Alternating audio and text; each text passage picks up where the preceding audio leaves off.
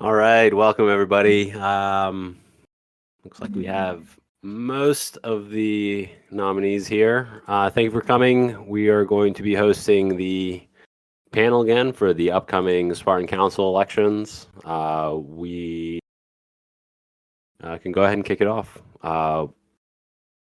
Question one, just a brief introduction. As always, we are going to start with ML Sudo. ML Sudo, brief introduction, and just any unique experiences or views you bring to the Spartan Council. Cool. Can people hear me? Hello? Loud and clear. All right, great. I've been on the Spartan Council since 2 epochs ago. And I'm also, like a lot of people on the SC are kind of wearing different hats within the Synthetix ecosystem.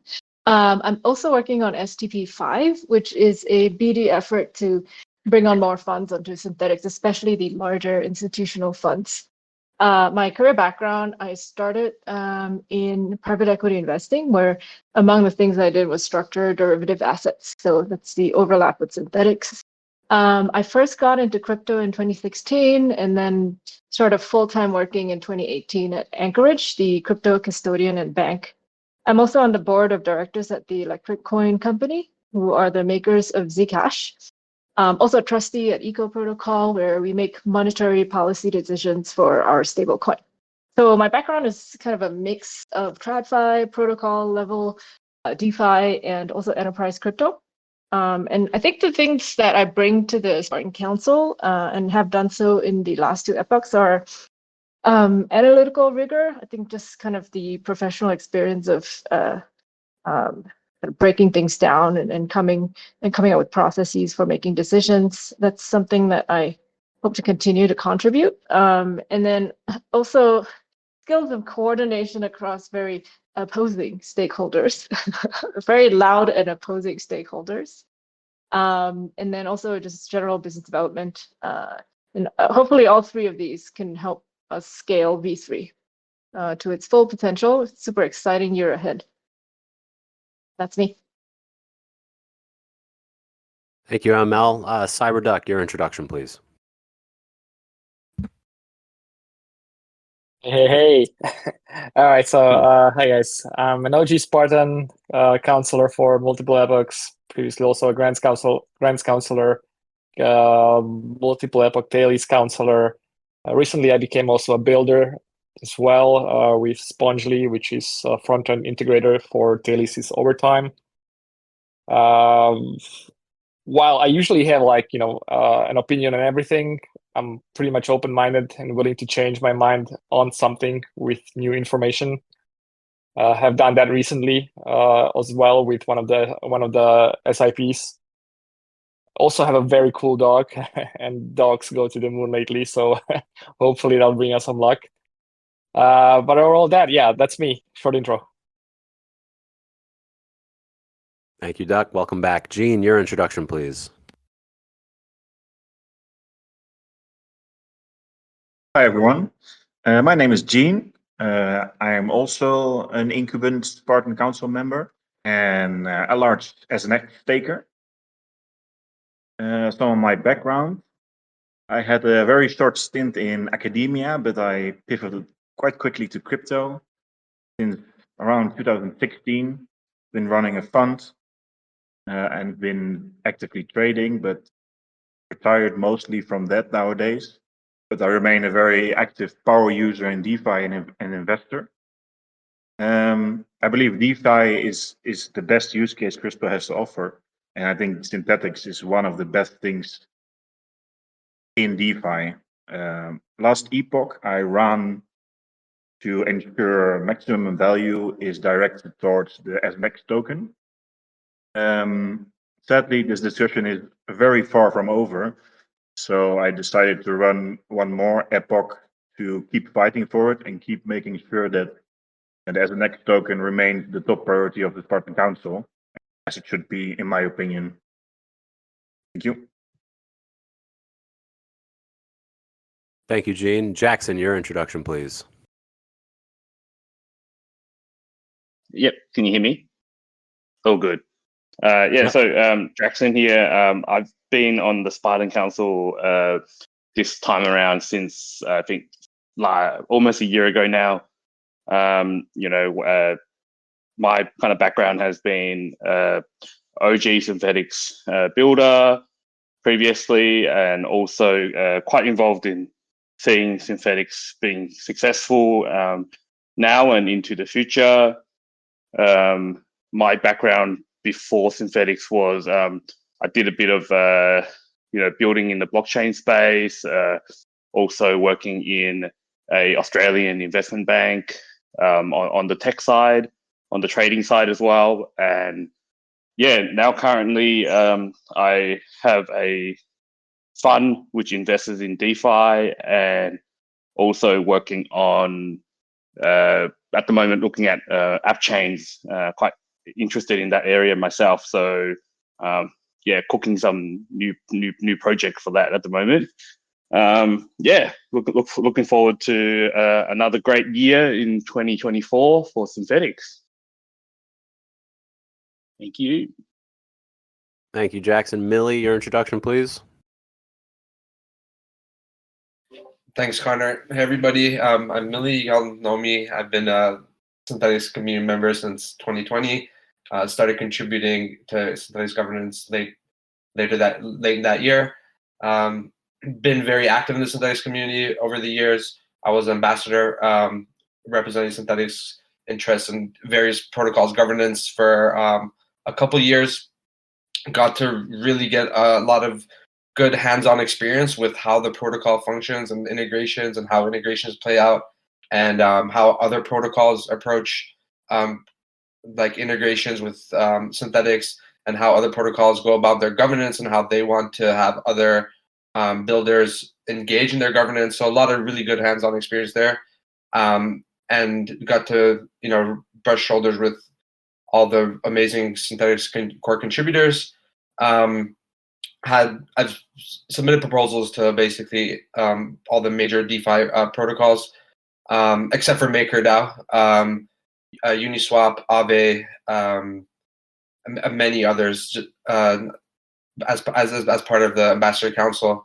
And I think, and recently I've been doing a lot of research in the actual infrastructure layer of Ethereum versus other chains and stuff. So you might have seen my really opinionated takes on Twitter. I like to say I'm opinionated like an AMM. So yeah, that's me. And I've been Synthetix Spartan Council this past epoch, and I hope to continue that for the going into the next epoch, so we could finish all the stuff that we started. Thank you, Millie. Adam, your introduction, please. Hey, Adam, 4 or 5 time counselor now. This will be going in on the 4th, but probably more known by many for writing too much on Twitter. I've been in the crypto space since 2013, technical, and I like Millie's word, opinionated. And in my case, many of you know I have no problem being the bad guy and annoying people with my takes, which is valuable in governance. Not much else to say, because if you're on this call, you know me by now, because we don't really bring in a lot of new people to these calls.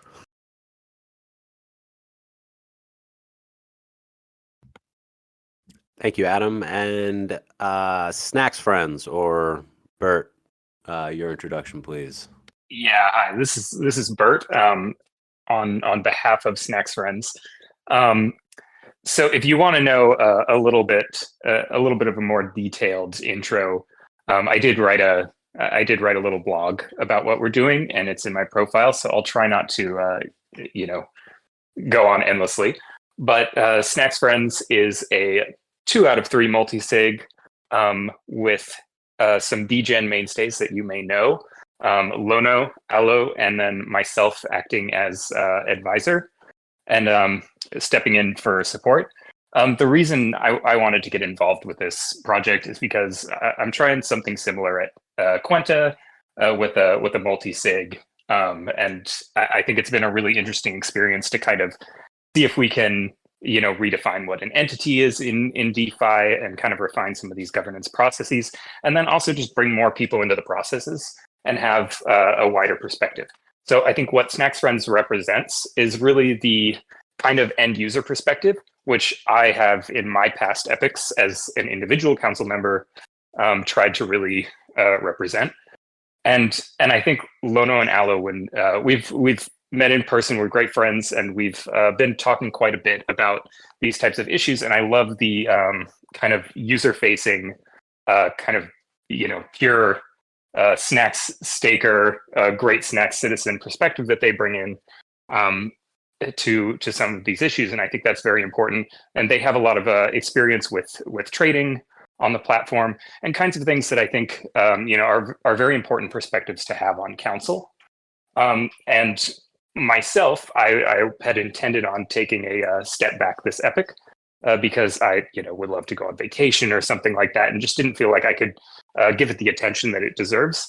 So this seemed like a great option for me to kind of stay involved and really support people who I thought aligned with my vision, who I could talk to about these issues, and who I fully trusted. So that's why I'm here on behalf of the multi-sig today.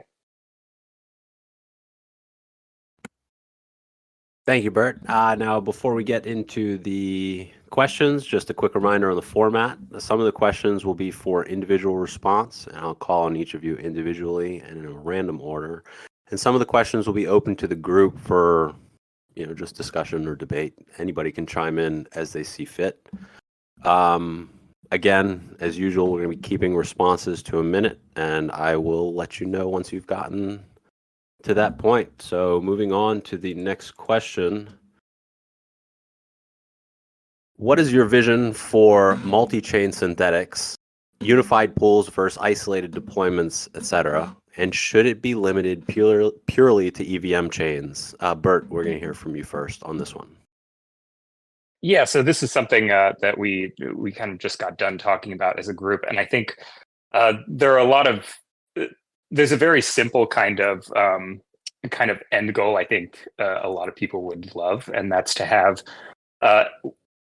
isolated pools existing, and then also the option to have a pool that's shared across different chains so that we don't have to fragment liquidity. And I think we don't necessarily have to choose between these approaches. There are applications clearly for isolated pools if you want to isolate risk. But I think it would be great if we could have this kind of achieve this non-fragmented liquidity. I know like that, in the past we've talked about whether or not the technology is really there, and I have to defer to probably the smarter people on whether or not the technology exists. But I think that's the vision, to have a pool that's across multiple chains.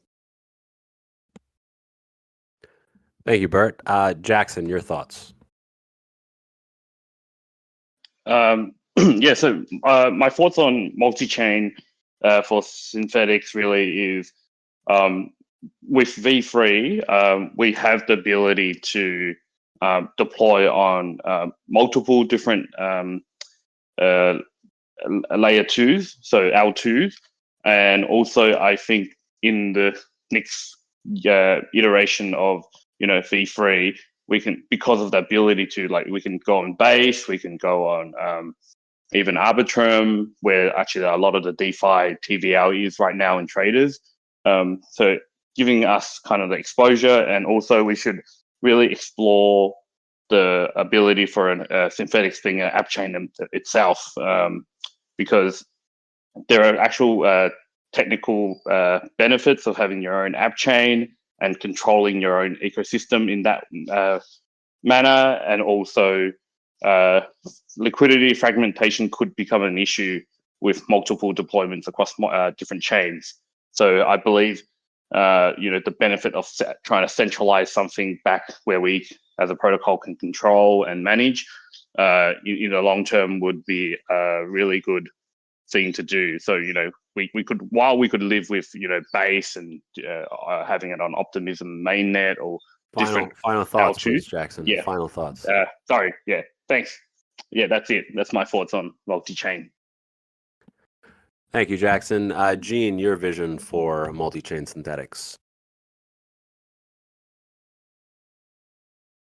So I think we should be pragmatic and somewhat risk averse in our, conquer of the multi-chain world. Isolated deployments seem the right way for now. And we can still connect them later on if we want to, and the tech stack is ready.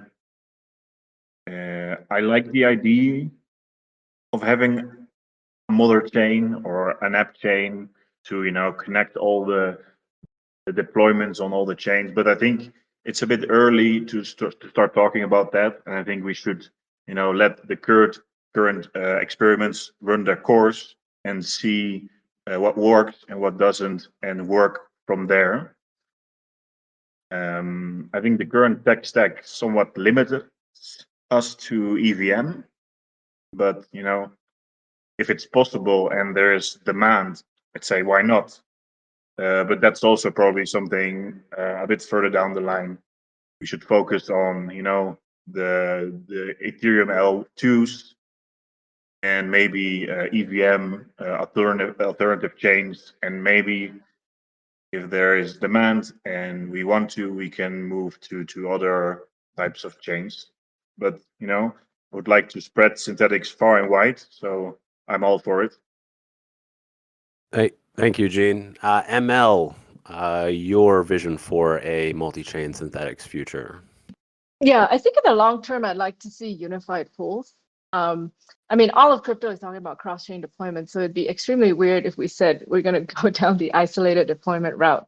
But in the short term, we had quite a lot of debate in this last epoch about our deployment to base, and whether we wanted to cross-chain bridging, etc. I do think that so my bias is to be very pragmatic, and to kind of learn by doing. And so I would like to push more experiments like the one on base, where we're kind of taking small steps and managing risks, both financial and technical risks. So short term, isolated deployments, we monitor the metrics we need to monitor, and then longer term, definitely, I do think we need to move towards unified pools. I see all of crypto moving towards more unified deployments, so I don't see why we shouldn't. Considering also we have really high quality talent on our team. So despite the challenges, I do think it's something that we, in the longer term, I'd be very surprised if we don't go down this path. But also on the non-EVM side of things, there are a lot of really good teams that raised crazy amounts of money in the last couple of years. So final thoughts, please, ML. Presumably there are benefits to those architectures, and I think it's worth considering, given that we are a very latency sensitive system. Thank you. Thank you. Cyberduck, your thoughts? Yeah, all right. So it looks like Thales is going to beat us to unified pools. But yeah, that's it. While we wait for the implementation of compliant ERC 7412 compliant cross-chain reads, I think isolated deployments do serve a purpose. We are testing different collateral premises or tokenomics premises there. And like Burt said, they may exist side by side with unified pools, but their trade-off is obvious: fragmented liquidity and fragmented OI. And with unified pools, scaling can be more efficient. And with those, we could deploy front ends wherever. Obviously, deploying to a non-EVM chain has a higher dev tax. But if that's the narrative and new users are flocking there, then why not serve them? We would obviously need to coordinate with all the front ends, but we should follow the money flow rather than stay tribalistic with the EVM world only. And in the end, earned value can flow to a single chain, whether that's the SNX app chain or another. That's for discussion. But yeah, that's my take. Thank you, Duck. Adam, your thoughts? Yeah, I think this is an important question, but also an important example of why making sure we have technical insight on council is valuable. This is a kind of question that we'll spend a lot of time talking about, but it's just too premature. There's no reason for us to be asking right now today, what do we look like in the future in terms of non-EVM or other chains? The reality is that bridge infrastructure is still in its infancy when it comes to reliability. Chains are still in their infancy when it comes to reliability. And so cross-chain pools now today just continue to add more risk than they are worth in terms of actual demand drive, and exposing us to risks that we don't need. And as far as non-EVM, I mean, we've just finished with Synthetix v3 and are starting to roll it out. We're not even live yet on all the places we exist. To put that on a non-EVM chain, you know, like Solana, for example, that question comes from somebody who would have never looked at, you know, how do you build an anchor program, because the architecture is so drastically different that we would be saying, let's take all of our engineering resources for the next year and dedicate to re-architecting V3.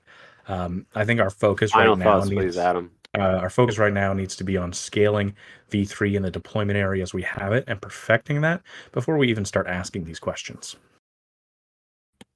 Thank you. And Millie, your thoughts, please. Yeah, thanks, Connor. I fully agree with Adam. Actually, I ditto basically everything Adam said from a technical perspective. Like whether that's feasible, that's just like a whole question, a world of its own. But the other aspect, recently I've been diving into the whole infrastructure layer. You know, there's a lot of implications on just like these on and deploying on a chain that is not an EVM, because all of like our like the assumptions of the protocol are on the EVM. And like all these other chains haven't even seen the MEV, like battle test the MEV like Ethereum has. So we don't even know what the implications of these other chains are. But for like my opinions aside, like I think, you know, the app should be as unopinionated as possible. But if I were to say like what would be the end state, what would be the best, I think like the whole industry is tending towards like off-chain order matching with on-chain settlement.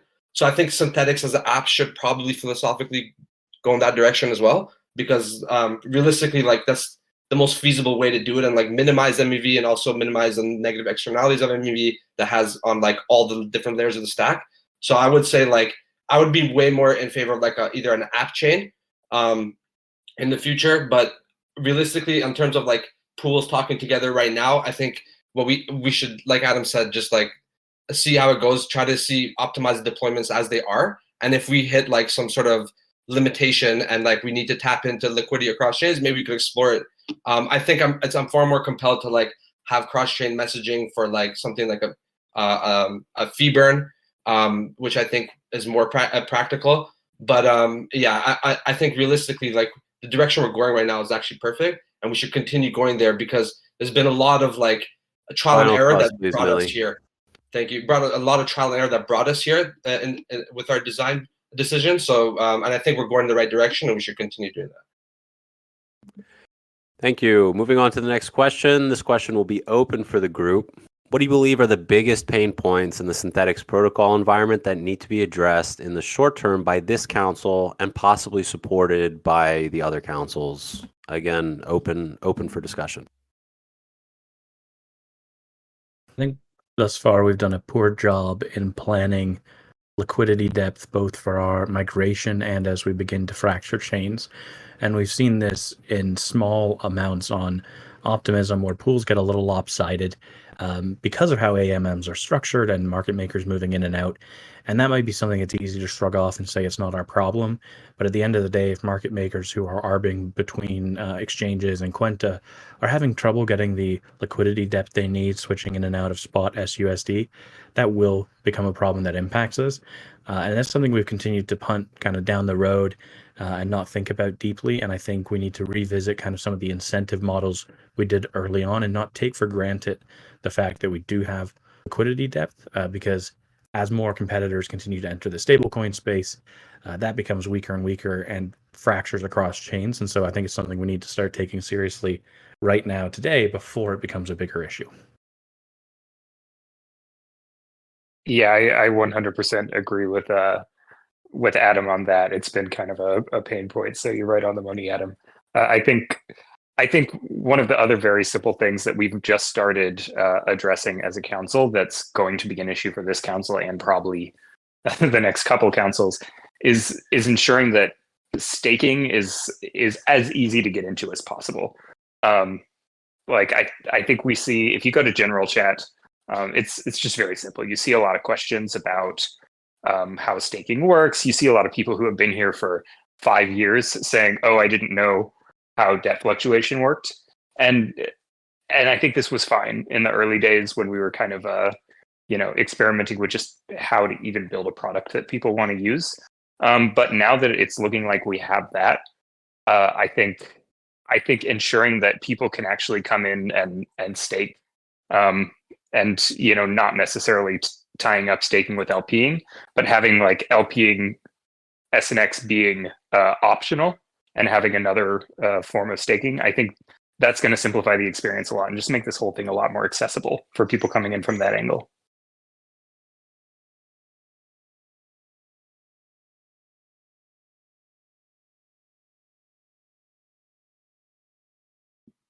Yeah, it's an open question. So I'll jump in case the other counselors forgot it's an open question. But I would say I agree with both Adam and Burt. I think one different thing that maybe we should probably start looking at is a little bit of a consolidation of Synthetix governance and how it's structured and sort of like prepping it for what the future is going to look like, because I feel like a lot of our governance right now is residual effects of like governance design choices that we made like a long time ago that may not be fully appropriate right now. So I think some consolidation maybe of either the councils and like the core contributors, having them like a little bit more structured into sort of a work group environment. I think that work groups in general just make a lot of sense for decentralized applications. It just like sort of the narrow view, sort of like a narrow work group working on some function or task. It just like it's very easy to track, a lot easier to express to the community, especially. And the other thing I would say is like maybe introduce some form of like token holder expression into some decisions, at least like gradually work that in. I think it would have. I think in theory it's and philosophically it just makes a lot of sense, because like token holders and they should have a say, but also pragmatically, like there's been times like there's been some contentious like topics. It's a really good reference point to just be able to see what token holders opinions are on a topic like the majority token holders. So I think at least incorporating a little bit of more direct token holder into the decision maker, at least into some topics that might be contentious, or even if we just use it as a reference point. I think those kind of things make sense. Another thing. Yeah. I actually, sorry. Mel, do you want to go? Okay. What? Yeah. So actually, to really I agree with what you guys are bringing up as well. On it's probably time to have a look at governance again, even where the councils are sitting and the effectiveness of the councils. If certain things need to be changed, I believe the new year would be a good time for that. I think we also need to look at where the Spartan Council. I think the Spartan Council itself needs some sort of funding beyond the TC. Where it's able to then effectively make better decisions, to be funded, to give out these different grants and proposals to have people work or do something for the Spartan Council. I think that's something that I would want to see in the next epoch.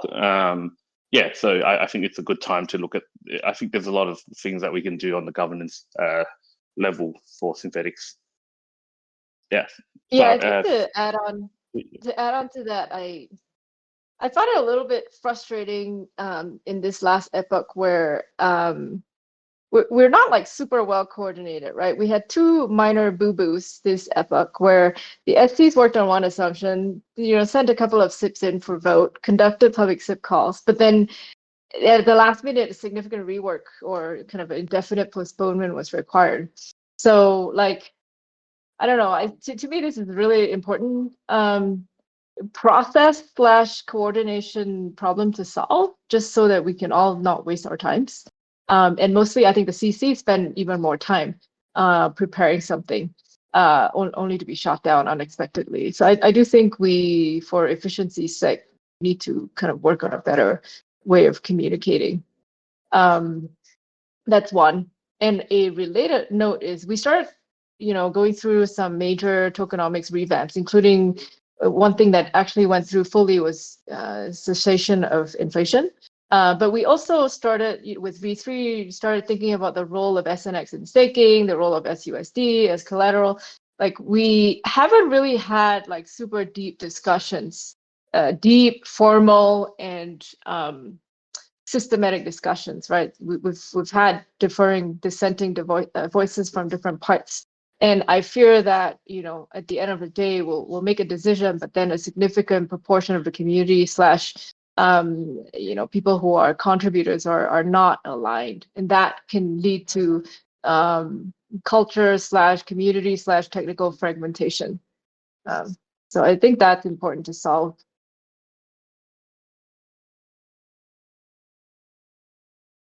Yeah, I think that picking up the tokenomics discussion will be very important, especially while we're getting the results of our experiments. I think this SNX token is more fluid than ever with just moving to multi-collateral, multi-chain Synthetix. And I think for the sake of the community and the holders, it will be very important to, keep showing that the token will remain very crucial in the system and that a lot of value will stream towards the token.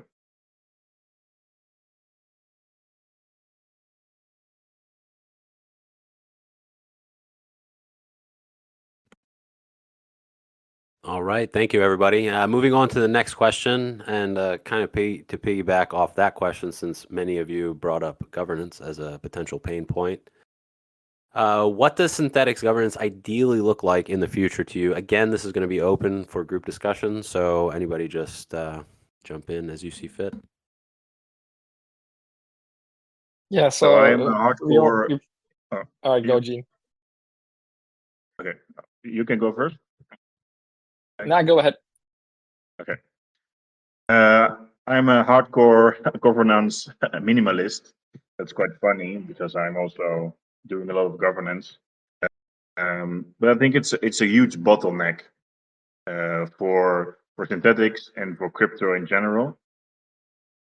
Sadly, we do need a lot of hand-holding with a protocol this complex. So it's kind of necessary, but I hope we can, make steps to keep reducing this over time, and strive towards governance minimization whenever it's possible and sensible. This epoch, I voted against a couple of SIPs that increased governance bloat, in my opinion, and I will continue to vote against such proposals if I'm re-elected, because I think that's the wrong direction, totally wrong.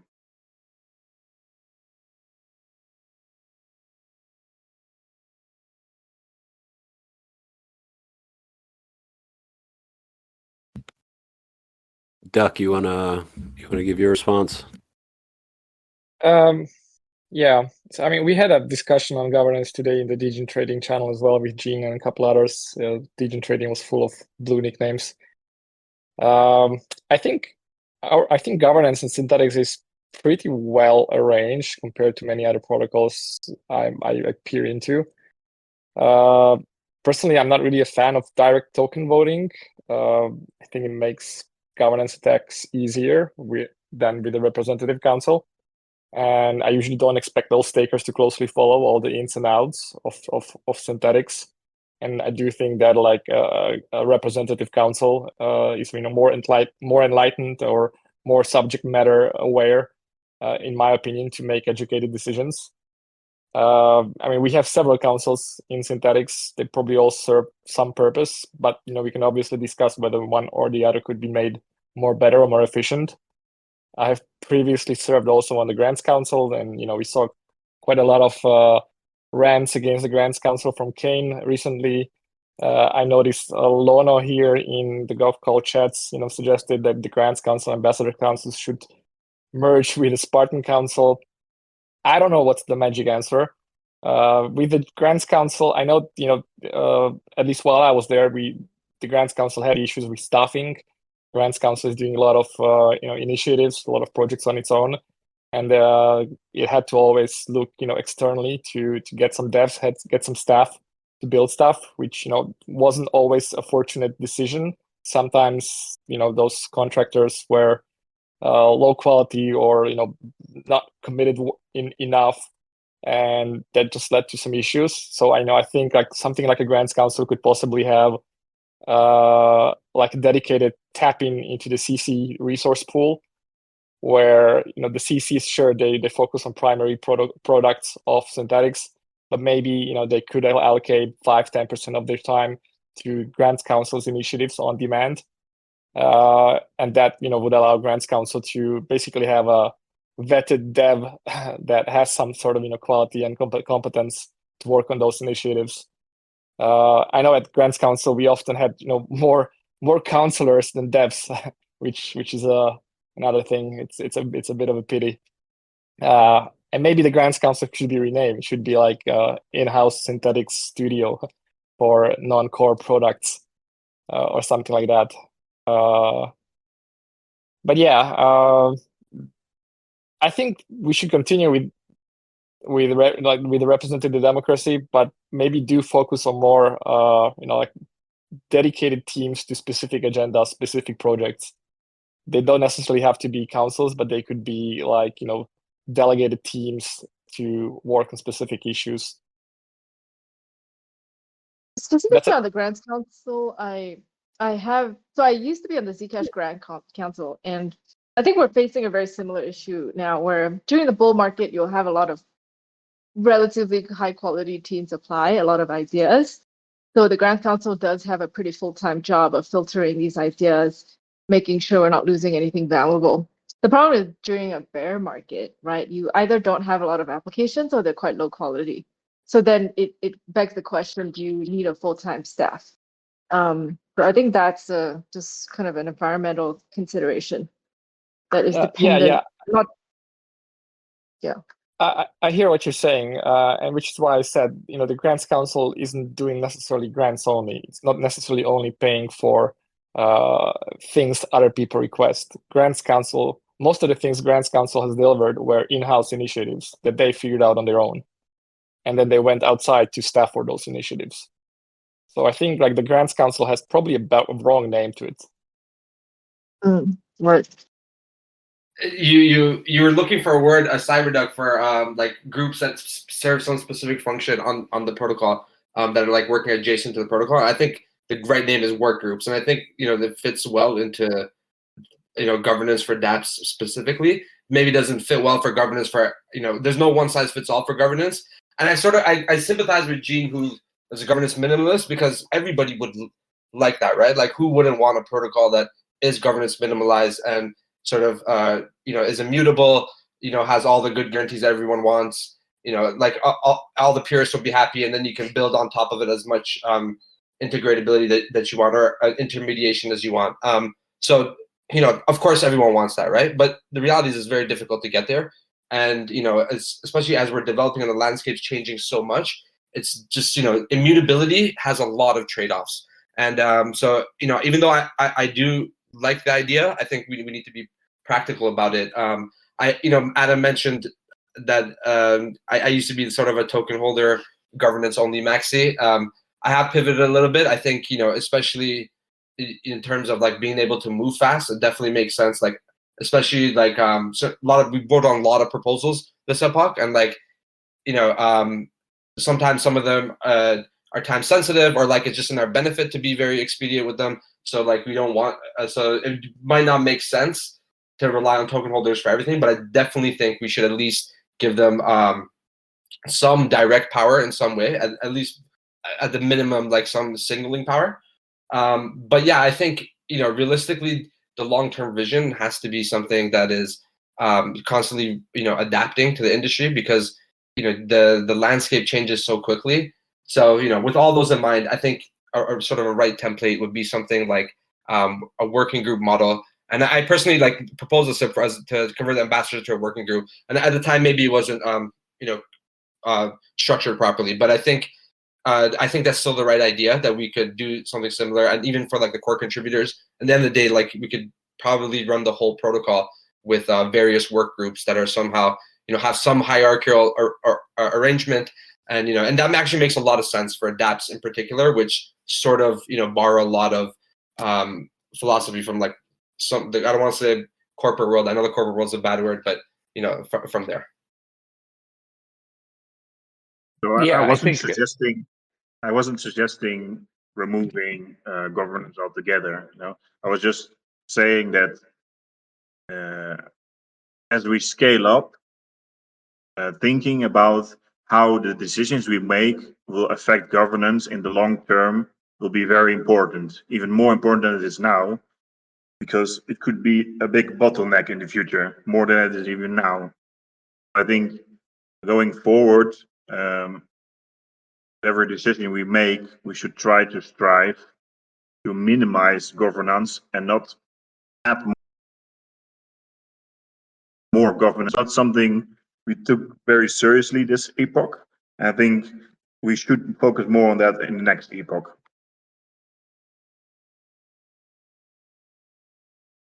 Yeah, I'm gonna come out with a little bit of a hot take, and that's that. Actually, I think Spartan Council governance in particular is working extremely well, and I think sometimes the problems that arise from the Spartan Council tend to obfuscate how well it's actually working. If you imagine, look, I don't know how many SCCPs for specific perps markets settings Caleb put out, but if you imagine having token holders look over and vote on each and every one of those, it becomes very apparent why you need a smaller dedicated group to do this kind of stuff, because it really doesn't make sense to just put this level of detail out there to the wider community. It's like giving token holders a massive job. And so we're delegated to that task for a reason. And I think it works pretty well, because the alternative with something like that is to, have just a single entity kind of without checks and balances, just to have Caleb dictate it. So I think this is actually striking a very good balance between those two things, even though there is some room for improvement. And I think one of the places that the Spartan Council really has not excelled, that hopefully we've made some progress the last few epochs, is just being a little more transparent and a little more available. Because I think where you end up kind of losing people is that it feels like there are these, shadowy 8 figures that are making all the decisions, and token holders really have no input, nobody to explain the decisions. So I think we've made some great progress. I've seen a lot of the current Spartan Council members really in the chat explaining things to people. And I guess that's why my vision for governance involves this kind of multi-sig approach, right? Because this is a way where you can have somebody like me, who has a lot of context, because I've drudged through all these proposals in the past, and I've sat in on meetings, and I kind of understand why we ended up in the place that we are today, along with this kind of wider perspective, and a way to really marry those two things without really doing a lot of kind of direct changes to our governance, but change it kind of from the outside. I also want to put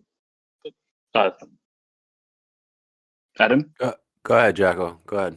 Yeah. Okay. So Synthetix governance, ideally, in the future, I see it as with the Synthetix Council, it's become quite apparent to me that it needs some sort of funding itself, and have some kind of just a pool of capital that it could delegate to external parties or developers, or even people to do research or analyze certain things for us that the Spartan Council is required to vote on. I see that there's a lot of tokenomics decisions that we have to make without having anything to refer back to or any kind of numbers, and we kind of like just make things. I mean, obviously, as a startup, if we want to see Synthetix Protocol still as a startup after 5 years, obviously, you can go and put numbers out there and try it out and test it, experiment and all that. I'm all for that, the whole kind of feedback loop and all that. But sometimes the protocol is at it's like a 1.5 billion FDV at the moment.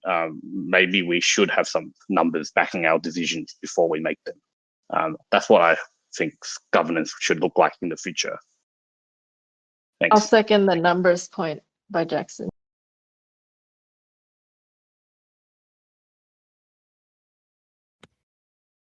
And Adam, you had something to add before we move on?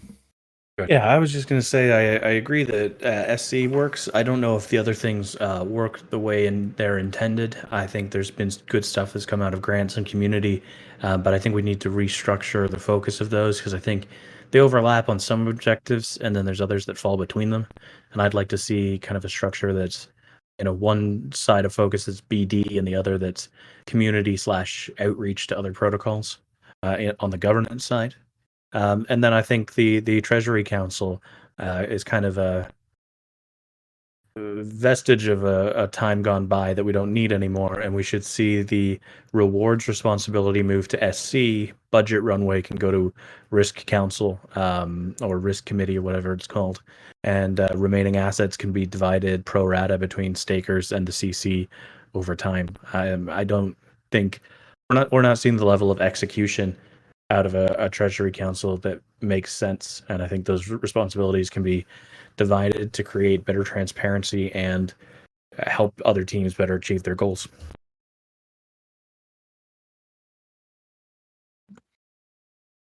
Thank you, everybody. All right, moving on to the next question. Question 5. Recently, inflation was switched off. Do you agree with this decision, and do you think it's something that should be considered again in the future? This question will be for individual response, and we'll hear from Burt on behalf of SNXfrens first. So I would personally make this decision 1,000 times over. I know I've even been very skeptical about it in the past. The main thing I was skeptical about is whether or not we would be able to keep network health in the V2 system at an appropriate level, and then whether or not we would be able to have a war chest for future incentives on V3. I think both of these questions were answered for me. We have other mechanisms to improve network health if we need to increase liquidation penalties or something like this, though it doesn't seem to be a problem at the moment. We haven't seen massive unstaking. And then also, we have the Treasury said they're willing to step up for incentives. So yes, I would make this decision 1,000 times over because once I dismissed all of those concerns, I can't find a reason for inflation. So why are we printing tokens without a reason? Thank you, Burt. Adam, your response, please. Yep, inflation was dumb at this point. Should have been killed ages ago, and I'm glad we finally got it across the line. The only time in which we should ever reevaluate inflation would be if we saw any indication that our network health or staking numbers have gone down and there's no other reward situation to be needed. Our goal here isn't to make just big shiny numbers. It's to have a network that has health and meets its KPI goals. There was no reason at this point for inflation to exist, and it shouldn't be contentious at all to turn it off. If it is, then people just didn't understand how this system functions. Thank you, Adam. Duck, your thoughts on switching off inflation? Yeah, so I voted yes. Foremost, inflation was available only to V2X. With V3 pools, there was no planned emission schedule. And even if we wanted one, we would have to figure out how to direct inflation across multiple pools. Would it flow to SNX stakers only or other collateral stakers too? If SNX only, would it flow only to the Spartan pool or would it flow to other pools where SNX stakers delegate to as well? It would be a headache to figure that out. So switching off inflation today saved us that headache. And at least, we can test the premise that inflation is no longer necessary for the protocol to efficiently incentivize stakers to provide liquidity, which I believe we can do without it and with fees only. And as far as I know, it was already mentioned somewhere in the channels that pretty much only one large staker has unstaked since. I wouldn't probably look into it as a correlation, but it's telling a lot. And if that's so, then great. And we should obviously keep watching the data if the staking ratio decreases, but I'm pretty optimistic it won't. Thank you, Duck. ML, your thoughts on inflation? Yeah, I think a lot of these ideas have already been hashed and rehashed, so I'm not going to rehash them. But I think ultimately, immediately we become investable versus people's opinion of what we might be in the past, which was a hyperinflationary token. So I think that alone, given the minimal upside of a couple % inflation, was worth it. But I think that what made this really easy for me is that there was general consensus that we would revisit this if necessary, right? Nothing is set permanently in stone. So to the question, should it be considered again in the future? I'm open to looking at the data and revisiting. So. Thank you, ML. Jackson, your response, please. Okay, so I think turning off inflation is a good thing for Synthetix, because really at this point we're seeing enough trading volumes, and the original intent of inflation was to bootstrap the protocol's liquidity and to ensure Synthetix stakers actually stake Synthetix as the collateral to kind of that was the original intent. And then I think V3 coming around, we're now going to see ETH and other like USDC and other type of collateral being used. So I don't see the need for inflation anymore, which is why we voted no to end it. The only thing I think we should be careful about is the amount of what that means for SUSD, and if people were then taking out leverage and all of that on their Synthetix, we make sure that they repay that SUSD loan, that it's not a free loan, and they just go and walk away with that if there's no repayment mechanism enforced, which is the weekly reward claim. Thank you, Jackson. Gene, your thoughts?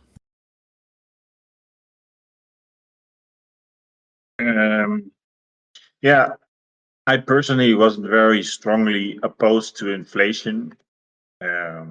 Since we are streaming it to ourselves, and if you are a good stake, you get even some extra. So it was nice while it lasted. But as Cyberduck already said, it would have ended organically with the retiring of V2. And I think it does complicate the whole process. So it's probably good to stop it.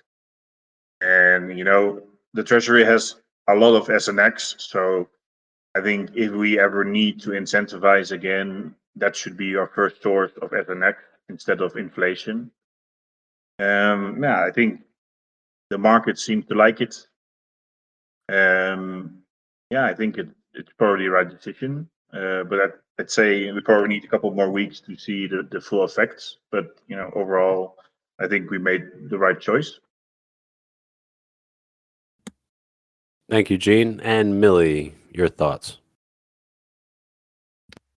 Yeah, so I agree with everyone else. I'll just keep a very simple answer and say yes, I supported ending inflation. It was probably something that worked back in 2018. It was suitable for that environment, especially since wasn't even real inflation. Like the inflation was very real, had a very real impact on the supply, but the token, like the actual bang for the buck that the protocol would get for these 1 year locked tokens was heavily diminished and diluted. So like realistically, it was just not potent for this day and age, and it was just good riddance that we got rid of it. And I agree with everyone else. What everyone else said. There are many other ways to find ways to incentivize, especially with like how much SNX the treasury is sitting on. But even in the future, I think ideally you'd probably even want to depend on the protocol fees, using that as an incentive and directing it to get people to do certain things. So yeah, I think it made perfect sense.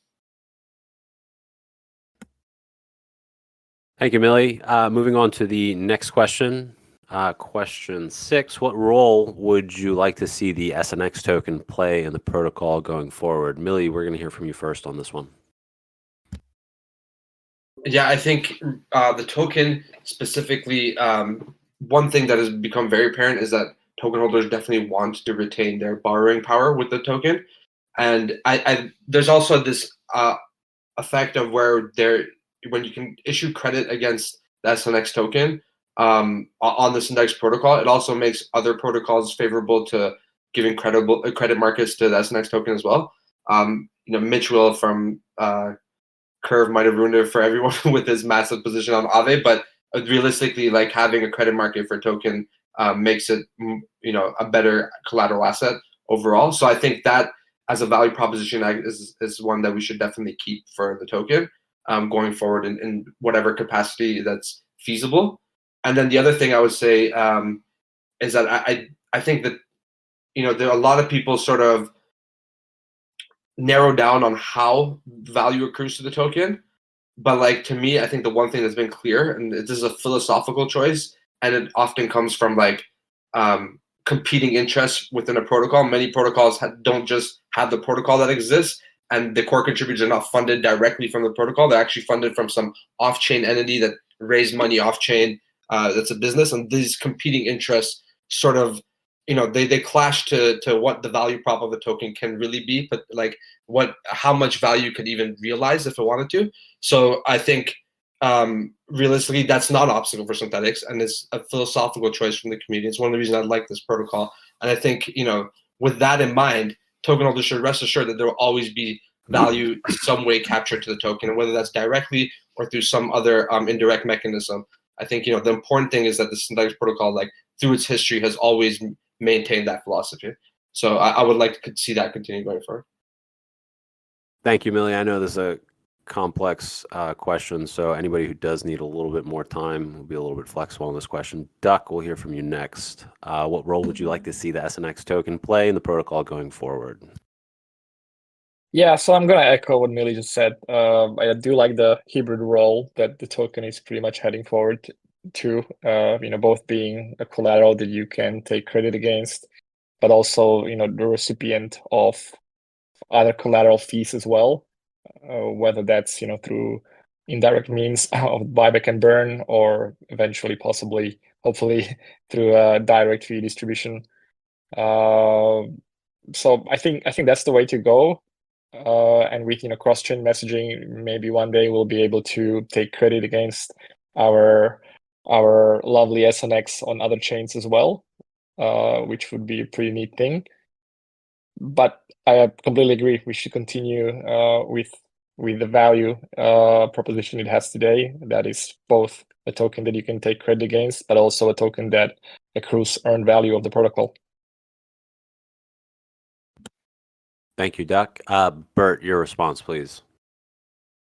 Yeah, so I actually think this is a relatively simple answer for me. Is that much like other people have said, I think keeping some sort of pool where you can stake SNX in order to get a loan against it or provide liquidity is a good idea. I think we should keep utility in that sense for SNX, but I think also clearly we need other collateral types. Like, not only can we have other collateral types, but we need other collateral types because there's just no way to scale this thing to billions in liquidity unless we do so, right? So yeah, I think you should be able to stake your SNX to either provide liquidity or just receive fees from other liquidity, or both.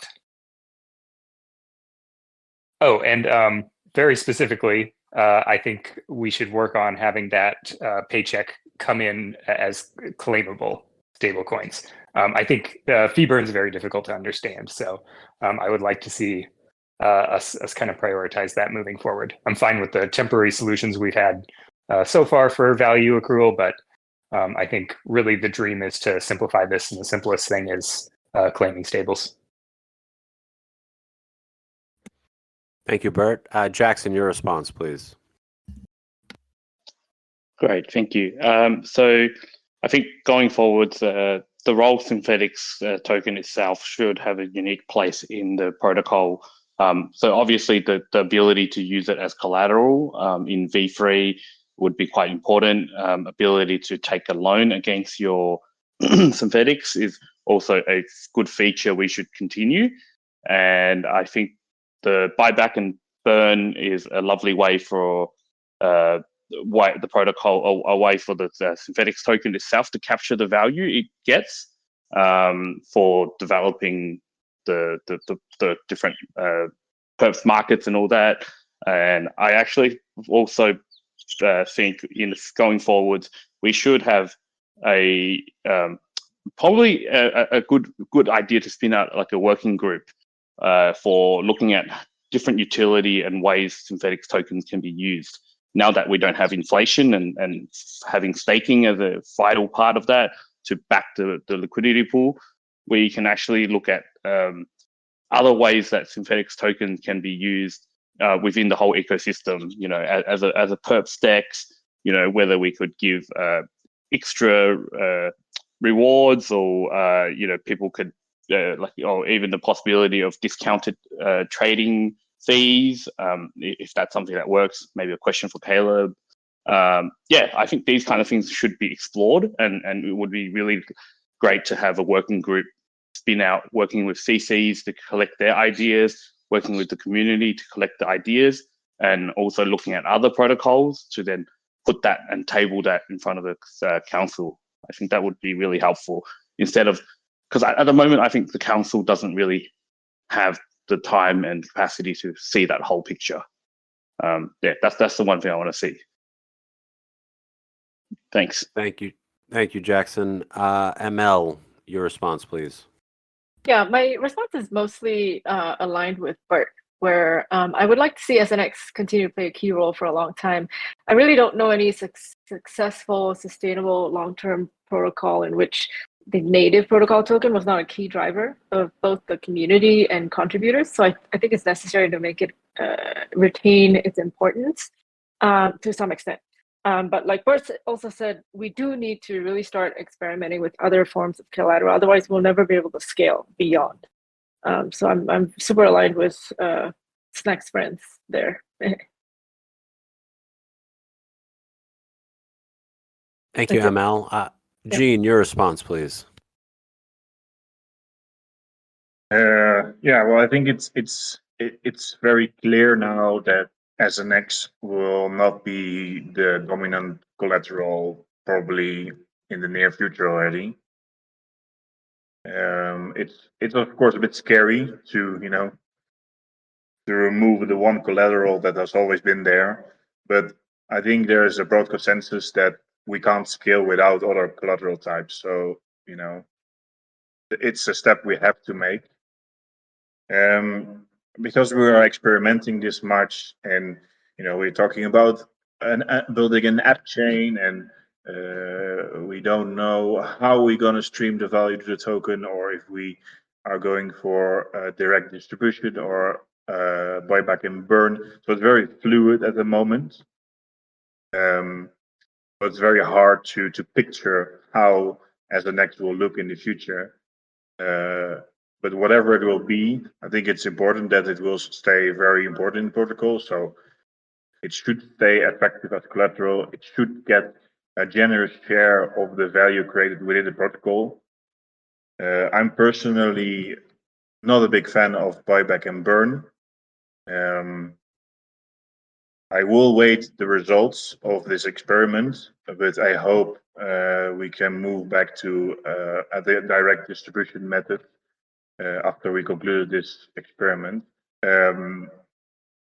Direct in stables would be perfect. I'm also fine with that burn, but it's indeed a bit more complex. But yeah, the solution, it's a bit unclear how we should fit it in the protocol right now. But I hope in the coming months we will get a lot of results, and it will be a lot clearer how we can fit token in the protocol to make it attractive and a valuable asset to hold. Thank you, Gene. And Adam, your response to this question. It will always be the governance voting token. It should always have the majority of the fee take in the protocol, and it will always, as long as I'm voting on it, remain an eligible collateral.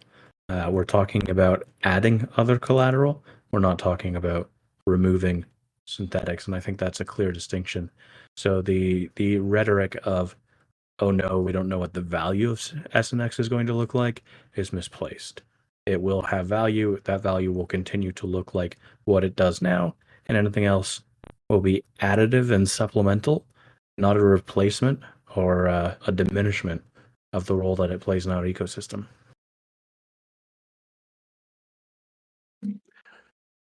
Thank you, Adam. Moving on to question 7. Once perps are deployed and begin to scale in V3, what other products would you like to see built on V3? This question will be open to the group. Just chime in as you see fit. Yeah, I'll probably start. Just had a call with Sunny on the core team yesterday where we finally figured out a way that the V3 can integrate with tailies and overtime markets. The gist of the integration would basically make the V3 pool sort of an index to all the tailies and overtime markets AMM pools, possibly even some select vaults taking on discounted positions. I validated this idea as well with tailies governance. Pretty much tailies will benefit from increased TVL, allowing it to increase market caps, where increased market liquidity is a precursor to serve more trading volumes. And on the other side, stakers into Synthetix will be exposed to the P&L of tailies and overtime markets on a opt-in basis. And yeah, this is just one of the possible integrations, and I think this one will happen very soon. And that opens Synthetix up to basically non-perp integrations, which means that we are definitely becoming a liquidity layer and not only a perps protocol.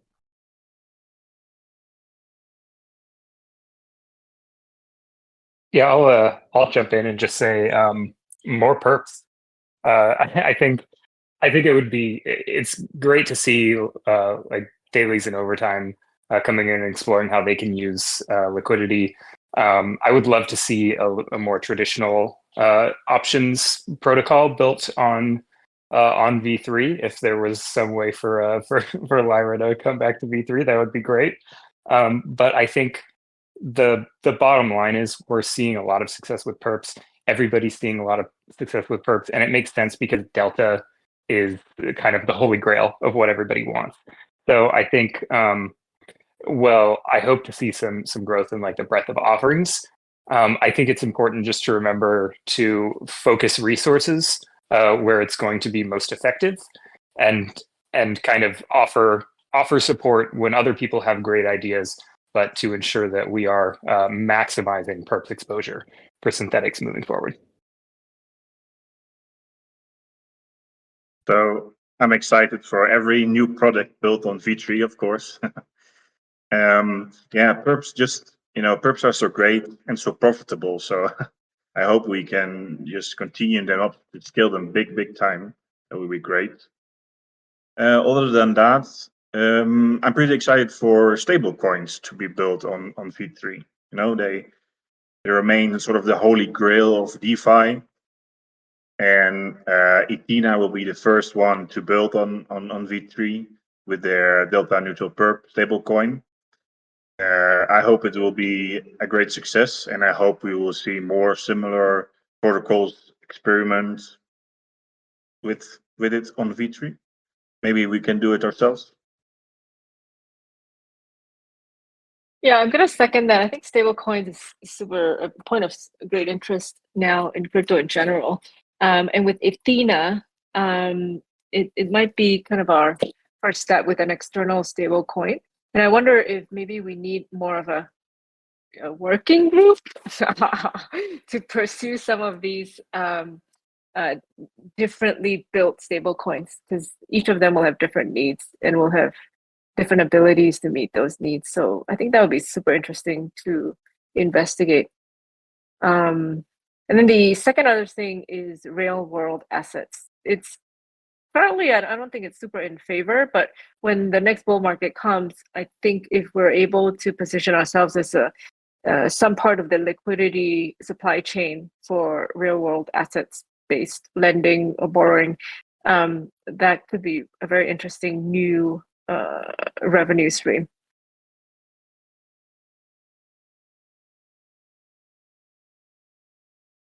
Yeah, so I think I agree. I think Athena is a really interesting one. Not even just because of Athena itself, but because the concept behind it. Like I want to see Synthetix have its own, like, try to at least achieve some one ETH maxi stablecoin, like with the ETH only debt pool on layer one, or like a staked ETH only debt pool. And I think it's very achievable. So I am interested to see how that plays out, that experiment with Athena. Definitely very promising because it solves a challenge. It's actually an extra sort of liquidity option for stablecoin issuers, like all of them that would be interested in it. So, and actually, Afif was one of the first people to sort of actually mention this. But just shout out to him, give him his credit. But I totally disagree with the RWA idea. Sorry, ML Sudo. Like, I don't think Synthetix should be venturing out into that landscape. RWA is just like, it's literally just a world where like legal like lawyers just charge a ton of money to like manage some offshore, some T-bills in some Cayman entity. It's just like, it's a mess. It's not a good idea in my opinion. We shouldn't go towards it. Also, in a low interest environment, like RWAs are useless. And even in a situation where like people are bringing like their property on chain, taking debt against it, like they have all the collateral off chain, and they have all the power, and we like the on chain debt holders just start totally like holding the bag. Like at any time they could get screwed. So it just I don't really like that idea for Synthetix. But I think Athena is interesting, and I also think like shout out to like every project that is building on Synthetix. Like all of them have stepped up their game recently as competition has heated up. So I just want to see a lot more of that going forward.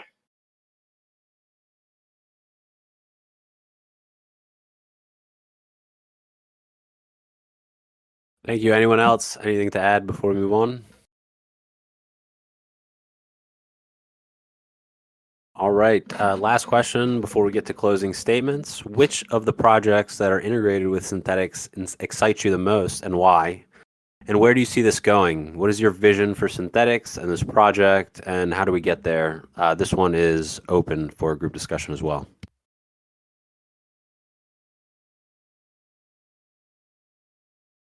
I feel like this picks up off the last question. So I think, like I said, all the projects that are building on Synthetix are sort of like have stepped up the game big time.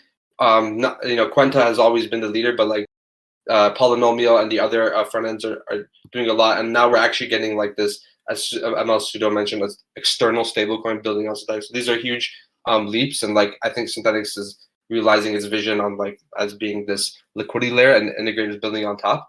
So I would just echo what I said a couple moments ago. I think I would like to see that these teams continue building and continue putting this competitive effort forward, because it is very healthy.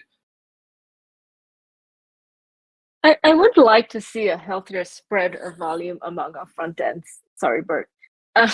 We are insanely skewed towards Quenta, which is okay for now. I think they have a really, really great product, and they keep iterating on great UX. But I think it's too much reliance on one protocol, one front end. So I don't know. I'd be interested in thinking about how we could invest in diversifying. I don't know if this is a crazy thought to people who've been around longer.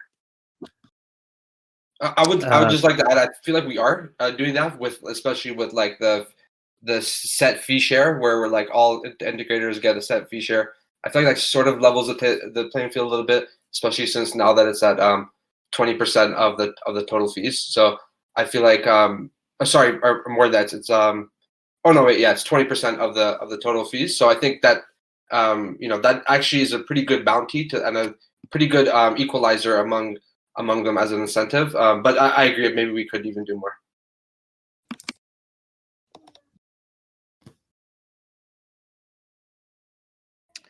I'm quite excited about the partnership with Infinex. I believe, we've got PMF with the perps markets, and we've shown that as a product, it's probably the best AMM DEX for perps out there at the moment. We're beating GMX by far, and I think it's a distribution game. So now we've got the good product, but we have to get more users and more traders on.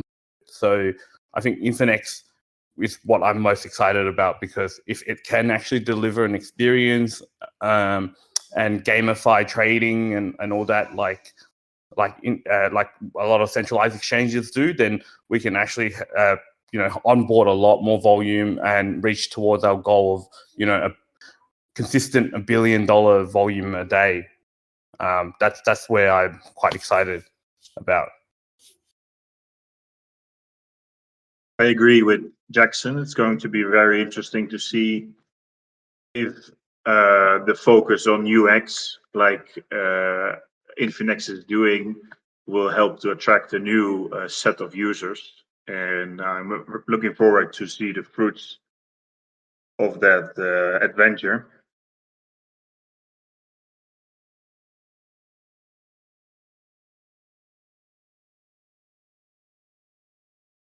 Yeah, so obviously my my personal no bias take is that I'm most excited about Quenta because I think this is just kind of we're kind of at the forefront of bringing value to Synthetix, and I'm happy that we're actually talking about doing that even more and in more ways.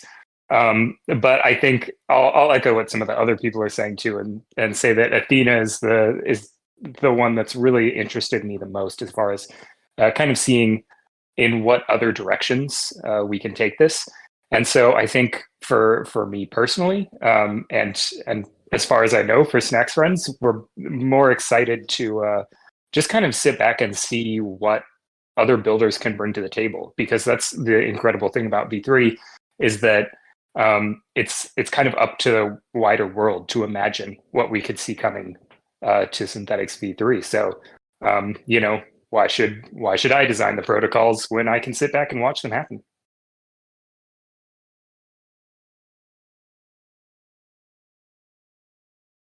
Yeah, I'm excited with every integrator.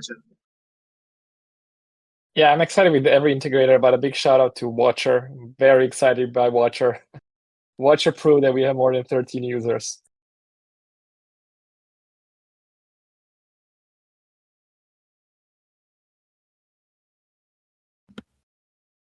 Was that Gene? Do you have something to add? Oh, well, I wanted to give a shout out to Betstro. I'm also quite excited for our first casino. Their games look pretty fun. UX look pretty nice. I haven't heard a lot in the last 2 or 3 months, but I hope they are still grinding away, building quietly, and launching something very cool.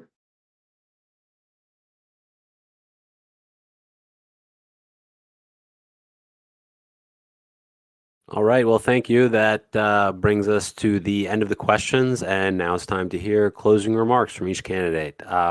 Burt, we'll hear from you first. Closing statement, please, on your candidacy. Yeah, so I think I'm really excited to see where this multi-sig governance experiment goes. This is something that I've been thinking about for a long time, and I know Alo and Lona are both very excited as well to kind of get involved and see if we can push the limits of what governance means and what an entity means. And I think this is the perfect group of people to do this, because we're very aligned on our vision. We have a great kind of rapport with each other that allows us to work out any disagreements. We are, of course, separate people, but coming together as a single entity and making decisions with kind of each other's input and guidance, I think is just like an incredible thing to try. And I think we could, if you give us the chance, we could absolutely nail this and be, the most accessible council entity that you have ever seen in your life. So appreciate anybody who considers giving us support today. Thank you.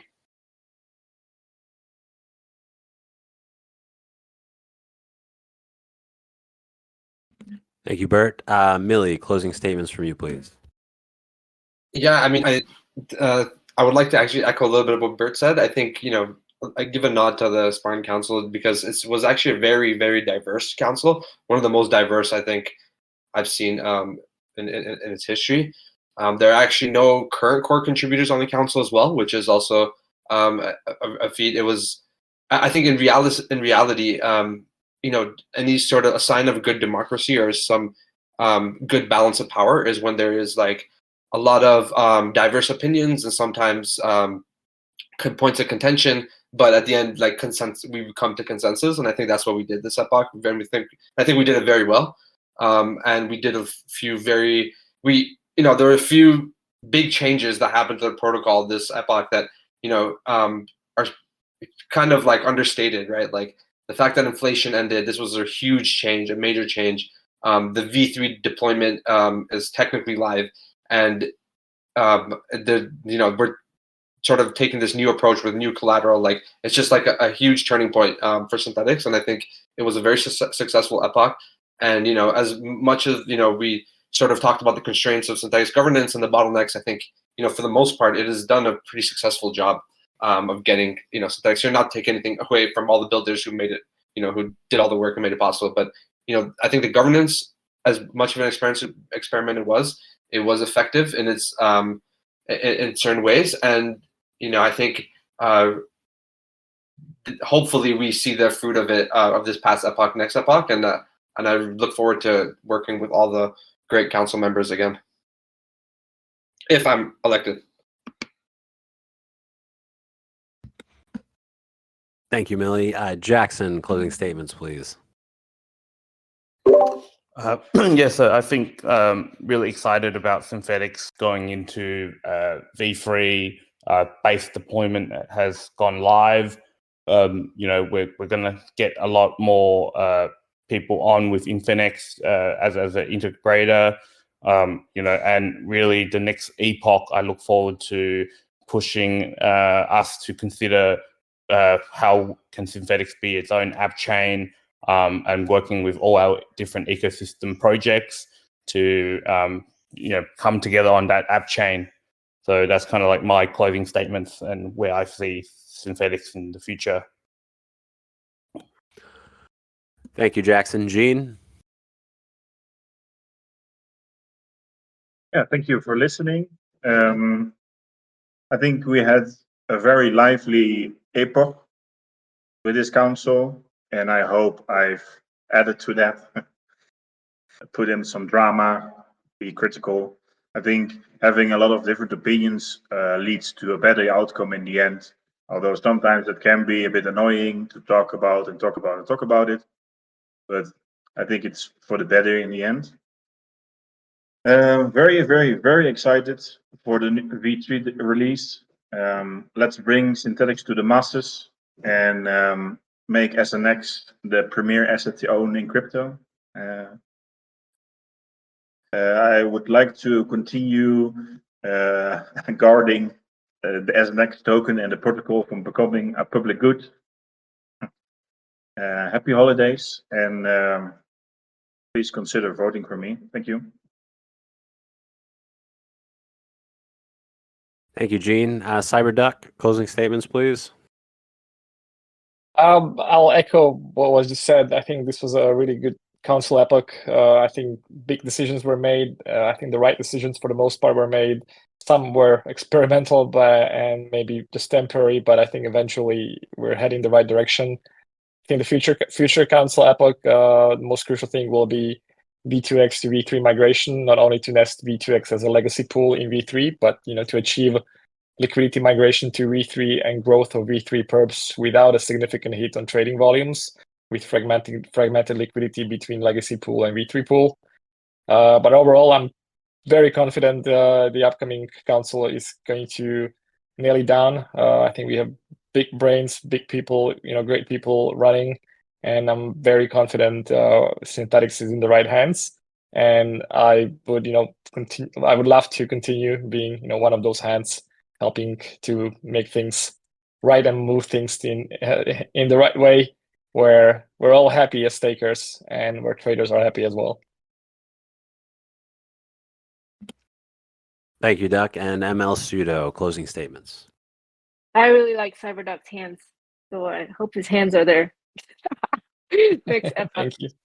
I think we have a really exciting, super exciting year ahead because of potential tokenomics changes, new chains, app chains, and also cross-chain action. So hoping to help lean into improving our coordination and communication between the various stakeholders, including between the SC and the CCs, so that all this is in the spirit of trying to scale. And if we're a little bit better coordinated, I think we can move and scale more quickly, especially since I think we have competitors that are fierce, hungry, some very well funded. I do think we do have headroom, especially as we grow as a community, as a protocol, to organize better. Yep. Thank you. That brings us to the end of the panel. As always, we'll be making the recording available as soon as possible on our podcast. Voting begins in just under 30 minutes and closes Monday, January 1st at 11:59 UTC. So be sure to get your vote in. Thank you, everybody, for making the time to be here today, and best of luck to all the candidates. Thank you. Thanks, Connor. Thank you. Thanks, Yeah, Connor. Happy holidays, everyone.